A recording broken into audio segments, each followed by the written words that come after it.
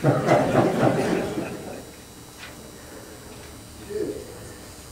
lucky number is, oh, sorry.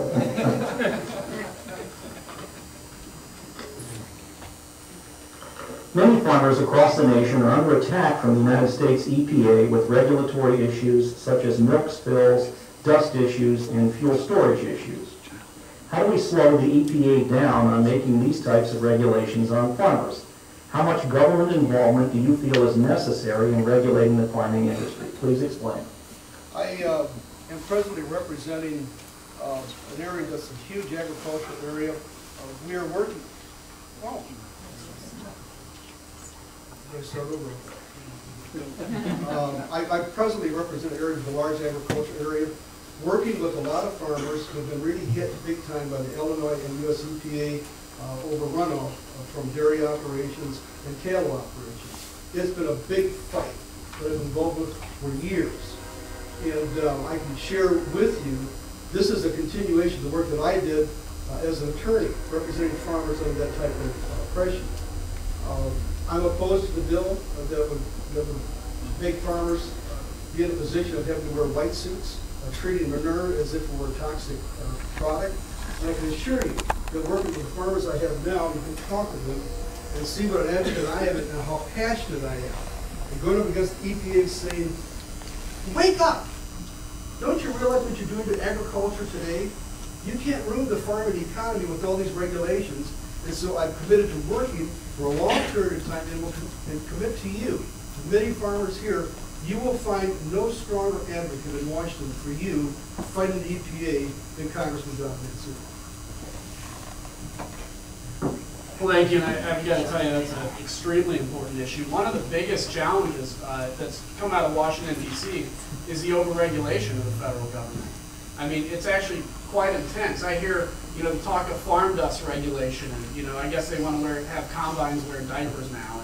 And this idea that Washington, D.C. can dictate from on high how to do business here at home. And I think that's what's been wrong with Washington from the very beginning. I think that's why the bridge of trust has been burned between the people in the United States and Washington, D.C. is because they, a lot of times, scratch their head and say, what are you thinking? I'm proud to have, the House of Representatives, we passed the REINS Act. The REINS Act will require that any regulatory burden that would come from the federal government that would have an impact of over $100 million on the economy would have to have an up or down vote in Congress. That just makes sense. But what's also more important is this. Look, we are the minority party in Washington, D.C. right now. The Republicans don't have the Senate, and just as importantly, we don't have the presidency. The presidency has control over regulatory agencies. So we're able to pass good bills out of the House of Representatives to try to pull regulatory agencies back. But they die a lonely death on Harry Reid's desk. I guess it's not lonely, there's a lot of other bills there.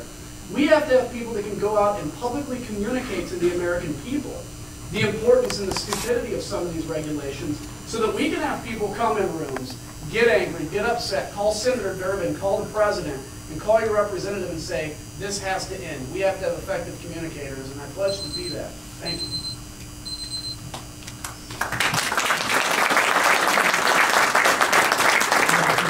You get 30 seconds to rebut. Well, I'm on a bill that would deprive the EPA of the jurisdiction to determine that a farming operation would come under the Hazardous Runoff Act. The only way you can deal with these bureaucrats is to take away power from them. That's the power that we have in Congress. I love to exercise that power all the time. I just wish the Senate would go along with us on that bill.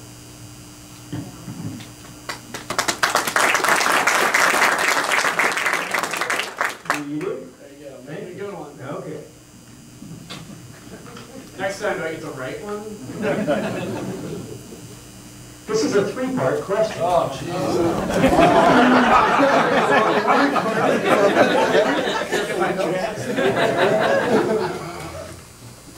What should Congress do to stimulate the U.S. economy and help businesses increase employment for the U.S. and more specifically our district? And are any of President Obama's stimulation packages working anywhere? Please explain. It's kind of a two-part question. Let me say this. Look, to answer the second part first, no, the president's stimulus package didn't work. In fact, the administration promised that unemployment would never go above 8% if they passed the bill. And in fact, they promised that today, unemployment would be sitting around 5% if you actually looked at the president's charts. How's that working out? It's not too well. Look, I think the idea is this. For decades, we've trained people, and Washington has trained people to believe that Washington is going to be the author of economic success. That if there's a struggle in the economy, it's going to be Washington that rides in on a white horse and rescues the day. It's not Washington. It's not Washington that created the greatest country in the world, the most powerful economy in the world, and it's been Washington stepping in and over-regulating and spending too much that has crowded out the free market and the private sector. So what we have to do, I did a One More Jobs initiative in my district. I asked all small business owners, what will it take for you to create just one more job? We got a lot of responses, but among the top of them, people said this: repeal Obamacare, number one.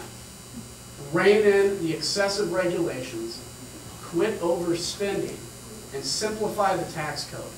If we actually, in Washington, D.C., eliminated the corporate tax loopholes and brought the rate down to allow people to be more competitive around the world, and we simplified the individual tax code, I think you would see the American economy grow like gangbusters, because frankly, we're waiting to do it, and the only thing stopping is Washington.